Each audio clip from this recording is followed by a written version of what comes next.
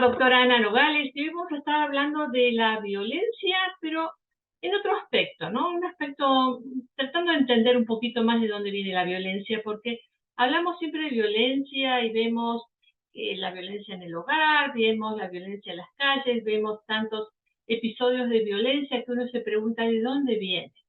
Bueno, hoy quiero hablar de un aspecto algo interesante, que sería realmente la violencia en la calle es algo que tiene que ver con la sociedad, es algo que tiene que ver con el momento histórico en el que vivimos. Pienso que sí, pero también mucho depende de la violencia en el hogar, de lo que pasa en los hijos en el hogar.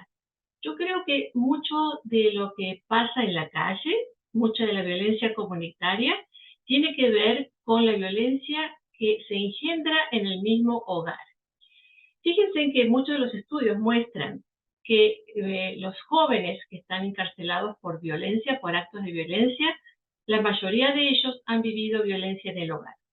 Esto nos hace pensar que la violencia es muy probable que comience en la casa.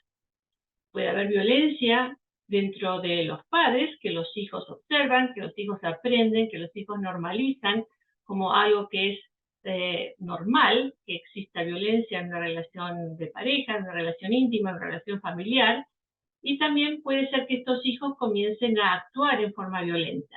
Y nos podemos preguntar entonces, ¿cuánto realmente un joven se convierte en violento, se convierte en agresor? Vemos que la rivalidad entre hermanos es muy común. La rivalidad entre hermanos es, podríamos decir, normal. Es parte de la forma de individualizarse cada uno. Es decir, yo soy yo, tú eres tú, somos distintos, y mostrar esas diferencias o probar esas diferencias de personalidad que cada uno pueda tener. Sin embargo, cuando la violencia llega a temas mayores, a manos abiertas, palos, nos tenemos que preocupar.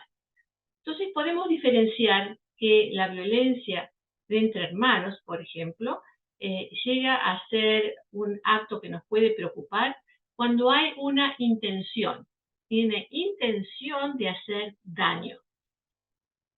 La diferencia entonces entre la rivalidad de hermanos, esos juegos que a veces se pasan de manos demasiado pesadas, a la violencia entre hermanos es cuando hay una intención de hacer daño uno al otro. Y eso generalmente se da cuando hay una diferencia de poder. Por ejemplo, un hermano mayor con un hermano menor. O un hermano varón que tiene ciertos privilegios con una hermana menor, a quienes no le dan privilegios. Como por ejemplo, ¿no? Entonces, tenemos que saber que existen muchas fuentes que pueden ocasionar esa violencia. Uno puede ser porque la observaron en el hogar y los padres la normalizaron. Si mis padres se tratan de esa forma, pues yo trato también a mis hermanos de esa forma y trato después en la calle a quien sea de esa forma, ¿cierto? También podemos pensar que a veces hay personas que tienen problemas con impulsos, que no saben controlar los impulsos, o personas con problemas de enfermedad mental quizás un poco más fuertes que tampoco pueden controlar los impulsos. Entonces, como padres, tenemos que observar qué es lo que ocurre con los hijos para ver cuando una situación está ya fuera de las manos, cuando un hermano está tratando a otro hermano o hermana en una forma mucho más violenta, que necesitamos actuar en ese momento. ¿Y cómo actuamos como padres? Pues si actuamos golpeándolos, pues creamos más violencia. Ese es un tema muy importante para saber, porque no vamos a controlar la violencia de un muchacho o una muchacha siendo nosotros violentos como padres. O sea, que pegarle no va a ser lo más indicado, además de tener problemas con la ley como padres, ¿no es cierto?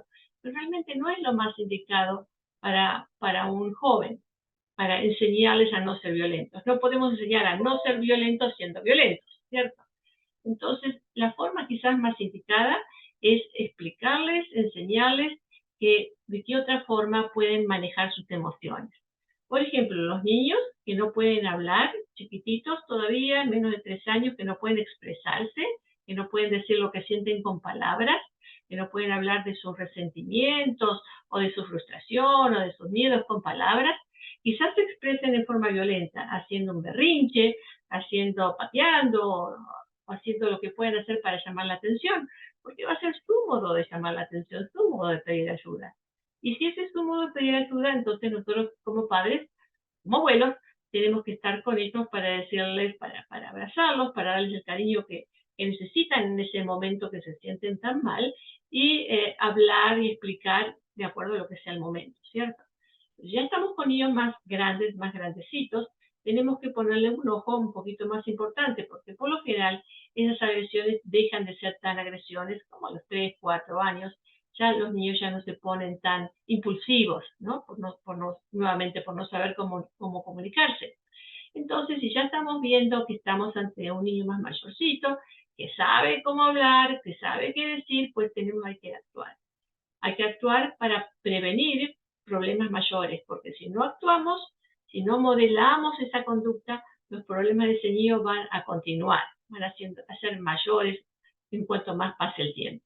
Por supuesto, si el problema viene de que los padres están modelando, mostrando ese tipo de actitudes, pues tenemos nosotros que prestar atención a lo que estamos haciendo y buscar ayuda. Si es que no podemos nosotros mismos controlarnos. Para poder enseñarle a los niños, lo más importante es nosotros y nuestro propio ejemplo. Si ya están mayorcitos estos niños y el problema no es de los padres, hay que ver en la escuela si hay algo que le está ocurriendo, si ellos son víctimas de bullying o víctimas de algo que les esté pasando en la escuela que los esté haciendo reaccionar, sí buscar el porqué de la situación y ayudarles a manejar entonces esa situación de la mejor forma posible, para que se expresen mejor, para que hablen mejor, para que resuelvan conflictos mejor, para enseñarles cómo resolver conflictos y que no sea en forma física. Hay muchos tipos de violencia, no solamente la violencia física, la violencia verbal también es algo que tenemos que tener en cuenta, porque a veces la violencia verbal puede ser hasta más severa que la física, ¿no? Cuando hay insultos, cuando hay intimidación, cuando hay tormentos emocionales, cuando un niño le está atormentando al otro emocionalmente. Eso también es algo que tenemos que ayudarles a controlar, porque no es posible permitir que los niños estén molestando de esa forma a otros niños o también a los mayores, ¿cierto? Entonces, la violencia puede ser emocional, puede ser física y también sexual, pues a veces entre hermanos hay violencia sexual y eso es algo que tenemos que ponerle mucho ojo, porque tenemos que enseñarle a los hijos a respetar a los otros, a respetar a los hermanos para empezar en la casa y a todos los otros niños en la escuela o en donde sea que estén. Es muy importante el respeto personal. Entonces, bajo estas circunstancias, los padres tenemos que estar muy atentos y saber que si la situación se pone fuera de control, hay terapistas, hay terapias psicológicas, hay psicólogos que los pueden ayudar y es importante buscar esa ayuda en un lugar que sea profesional para poderle enseñar a esos niños a modelar sus afectos, sus emociones. Todos tenemos emociones, todos podemos enojarnos, todos podemos sentirnos mal en un momento.